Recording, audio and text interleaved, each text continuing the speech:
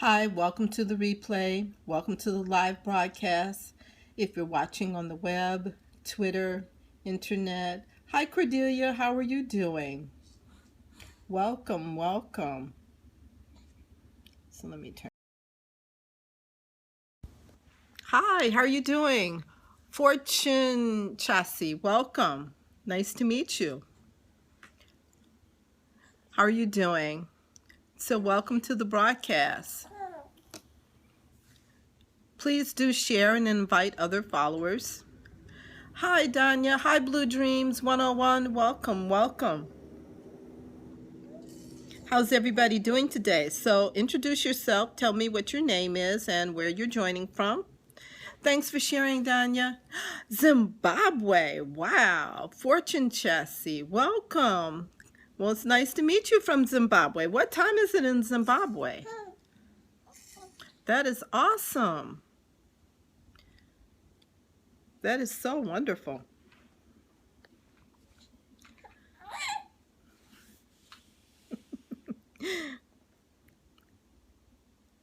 So my name is Janice Temple, and I am the founder of World Black History on Periscope. And today we're going to talk about no need for Black history. Yesterday, I was doing a scope about, hi Crystal Smith, welcome. Welcome to the broadcast. Hi 7979, welcome, welcome. How are you doing? Where are you joining from, Crystal? Nice to meet you. So my name is Janice Temple, and I'm the founder of World Black History on Periscope, Raleigh, North Carolina. Awesome. Awesome, Crystal. Well, glad to have you today. Glad to meet you. So today we're going to talk about no need for Black history. And yesterday, a child with that? Oh, please. Why are you using a child's photo? Good to meet you, too. So today we're going to talk about no need for Black history. I'm going to play a video clip by Joy DeGruy in a minute, and it's about why they don't teach true Black history in school. Hey, Rena, how are you doing? Welcome, welcome. So yesterday we did the Pass the Cast, and hi, Daddy Seth, welcome. And one of the commenters came in and said that Massachusetts, hi sis, how are you? Good. Thank you, Daddy Sir. Thanks for sharing. Thanks for inviting your followers. Please do share, share, share. Happy Black History Month. Yes. Awesome. Awesome, Daddy Sir. So what is your name? Oh. Hey, Clarice, how are you doing? How's everything going? I'll get my little grandbaby. Hey, sis, haven't seen you in a while. So glad to have you on the scope. So glad to have you. Daddies of who? Hi, Venus Mitchell. Good to see you all. I am a hope hacker. Hashtag shout crystal. I do encouraging scopes. Keep hope alive. Fantastic. Happy to be dropping in. Oh, I so appreciate you, Clarice.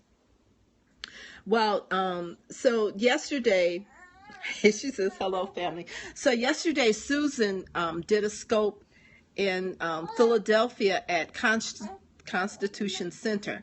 And I did, thanks for sharing that, Rena. So I did a scope about Billy Lee, George Washington's, hey, Cassandra, how are you?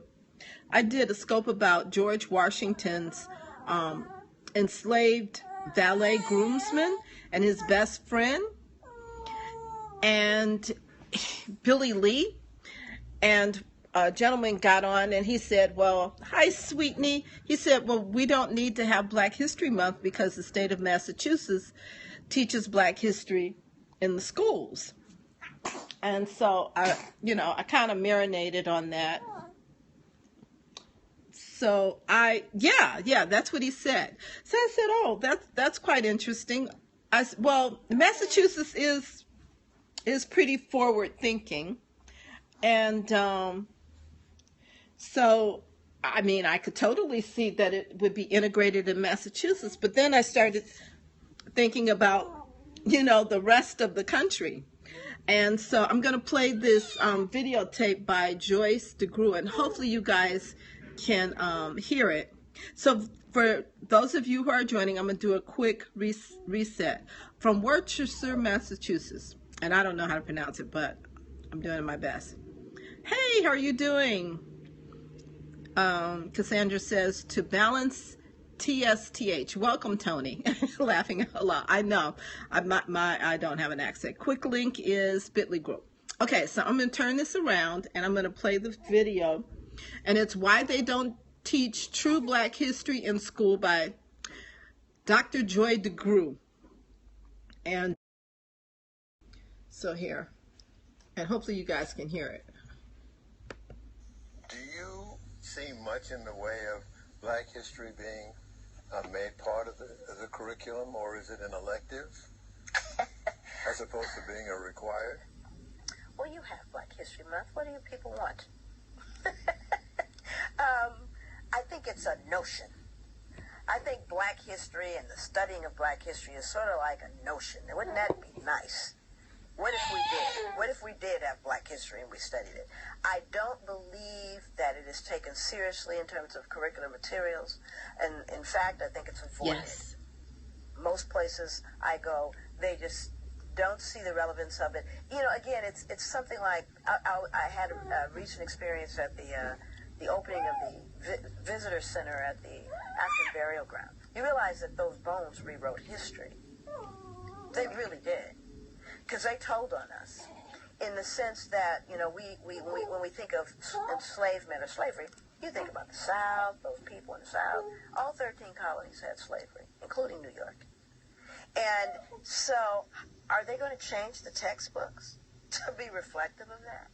Or are they going to say, oh yeah, and by the way, there's a burial ground, as though it is a separate experience, an anomaly that we don't have to take any real focus on? Do you see what I'm saying?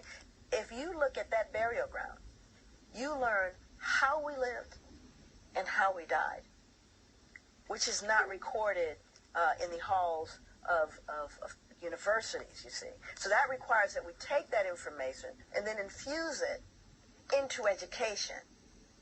And if you're asking me if they're going to do that, certainly not. Even the information we knew prior to that has not been infused. It's not been infused. The whole period of enslavement, the Middle Passage, the Walk of Sorrow, the numbers that died en route to the slave castles. Do you think they're going to infuse that into our curricular materials? Or that we are going to insist that it happen? There are those who say, well, let's put that behind us. That was in the olden days, and things are different now. Look, you even have an African American as president. Yeah, so let's put that behind us. Also hear stuff like, and what about Oprah? and what about all those athletes? See? And what you have to do, and again, I guess sometimes people respond emotionally. I don't. I kind of respond very pragmatically to that. And I ask them, with the advent of the election of a black president, if you will, did somehow the overrepresentation of African Americans and Latinos in the criminal justice system, did they go away? Did it even decrease? As a result of the advent of this great historical moment, has there been a change in health disparities, in the poverty index? Has there been, do you see what I'm saying? So it's almost like a nonsensical thing to say to me, because those institutions that have historically been racist and biased and oppressive continue. The federal government said it twice themselves. They said, oh yeah, we've oppressed you for a long time during enslavement. We oppressed you after enslavement, hence Jim Crow, and we continue to oppress you. That's why they apologized. However, it was an apology that was empty, because it had no meat to it. So yeah, we oppressed you before. We're going to oppress you some more, and we're going to try not to oppress you as badly. But essentially, there's no meat to it. There's nothing to suggest that change has happened. And so I think for people who want to quickly put it behind them, let's get to that point. We don't need to look at that. And I've looked at that phenomenon. Why don't you leave? They don't tell anyone else to do that. They don't tell Jews, just forget about that Holocaust. Don't speak about it anymore. It's just useless and it's ridiculous. Don't, just why even? They don't do that. You certainly are going to tell Asian people to do that. Why do they tell us to do it? And I'll tell you my assessment of why that is. Because when we pull back the covers on us, we pull back the covers on other folks. So we rewrite European history as well. We rewrite our perceptions of those founding fathers and our perception of our inherent humanity, our willingness to embrace and our inclusivity, as it were. Somehow it throws a rock into that glass house. You begin to realize that things weren't as they were written in the text. Not just about you, that black person, but about you, that white person. That's where the rubber meets the road. And we're not getting ready to let Timmy and Lil Sue find out what folks were really about and what they really did. That's where you're going to see the resistance and the pushback, because it's not about you seeing you. It's about everyone seeing everyone. Turn this around. Come on, flip. Okay, there we go. Yeah, I was really impressed by some of the points that she made. That rewriting history would pull back the covers on everyone. It's about everybody seeing everyone. And, so this is we're into the third week of Black History Month, and we're still facing, like, there should only be one day for Black History. Some people have said that. Some people have, said that we don't even need to have a Black History Month. They're tired of their transgressions of what happened in the past being highlighted. It is. I certainly agree that it is crazy talk. So when he said, Massachusetts has Black history, so there's no more need for Black History Month. Even if America integrates Black history into all the curriculums nationwide, there still will be a need for Black History Month. There will still be a need for us to recognize our ancestors, where we've come from, all that we have gone through. There will still be a need to do that. There will always be a need to celebrate those who've sacrificed so much before us. Yes, absolutely. And so, yes, we want to work toward healing. We want to work toward reparations and repairing. Yes, but what is being told and who is doing the telling? What biases do they bring to the story? That's true. Hello, how are you doing? So now what I'm going to do is share an excerpt. No, that's a very good point. They're biases that they bring. So we always have to remain telling our own story. Hi, Danae, that's for Boston. Oh, okay. Hi, how are you doing? Oh, I wish I could get that other guy. Hello, welcome. So where are you guys joining from? We are discussing some comments that have been made. They're always being made about no need for Black history. Oh, welcome. Nice to meet you from Chicago. And for anyone thinking a school curriculum is the answer. Well, it's a start, but we still have to interpret our history. Black history is American history. Are these people serious? It is American history. It is. It is American history, but it's not told as American history. Hi, Robishan at Danny Azaria, right. Oh, thanks for sharing and inviting followers. Thank you so much. So now I want to read an excerpt. I have about 5 more minutes, and it's called Pull Back the Covers, which Joy DeGrew. Hi, Sonia, how are you? She alluded to. It is a shared history, and I think Dr. DeGrew explains it very well. She does. So this is from Gather at the Table, and it's a healing journey of the daughter of slavery and a son of the slave trade. And they visited worldwide sites and had healing conversations as they went along. So Sharon Leslie Morgan wrote this. Black History Month 2015 is almost over. Hi, Kathy. As I do every year, I spent the past few weeks gorging myself on the glut of special program on TV, feature films, documentaries, and other programs with African American themes. I glued myself to that television to watch a marathon of Many Rivers to Cross, the Dr. Henry Louis Gates special on PBS that examined the history of African Americans from slavery through the election of President Obama. I also watched the NAACP Image Awards, which recognizes films and programs that largely are ignored by institutions like the Academy of Motion Picture Arts and Sciences. As a genealogist, I am steeped in history all the time, every day, all year long. It is clear to me that history is a continuum, a confluence of historical events that inform the contemporary society in which we live. American history is indelibly marked by the experiences of African Americans who were essential to the building of the greatest country in the world. I'm appalled that fact continues to be ignored in every month but February. As my Uncle Louis used to say, history is history because the victor writes the books. History is his story because the victor writes the books. The winners in this historic tableau rarely give the voice to the victims of their inglorious achievements. We are living in times when the wealth gap between Black and white Americans is at incredible levels. Poverty rates for African Americans are 169% higher. Unemployment rates for Black people between the ages of 16 to 24 exceeds 21%. African Americans are incarcerated at 10 times the rate for whites. 76 unarmed Black people were killed by police from 1999 to 2014.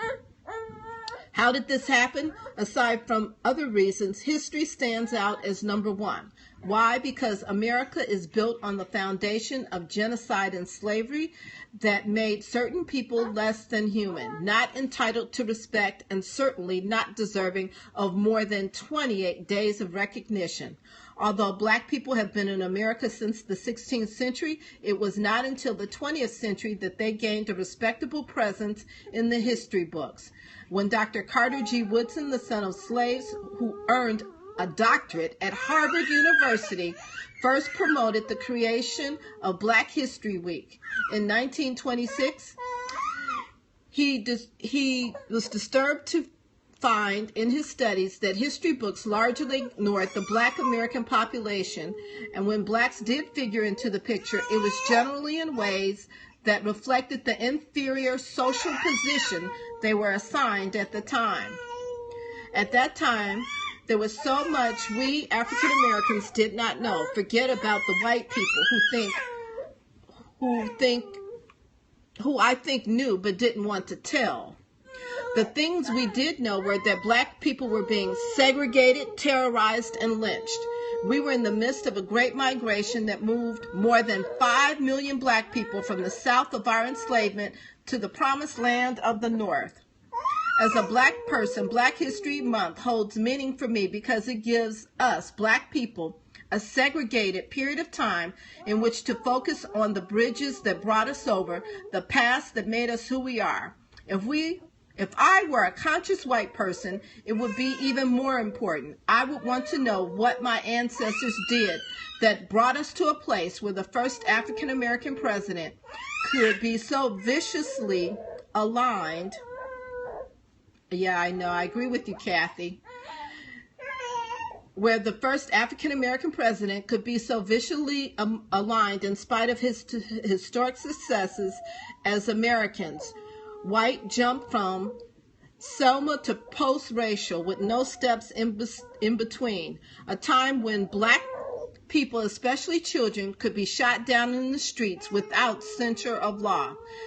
And then they talk about the clip, which I just played, says it all. She wrote the foreword to her book, Joy Degree, wrote the foreword to Gather at the Table, and has written and presented extensively about the legacy of slavery that has inflicted us with the post-traumatic slave syndrome. As she says, the goal should be to infuse true history of America into school curriculum. Of course, we know the Texas State Board, which de facto controls the content of school books for American children, will squash that idea. After all, they question Darwin's theory of evolution, preach abstinence as the only acceptable form of birth control, and want slavery written out of textbooks. So,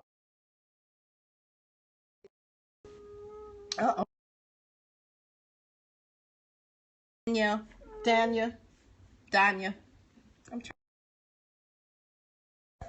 Okay, so I just wanted to share those thoughts of why we're going to be continuing with Black History Month.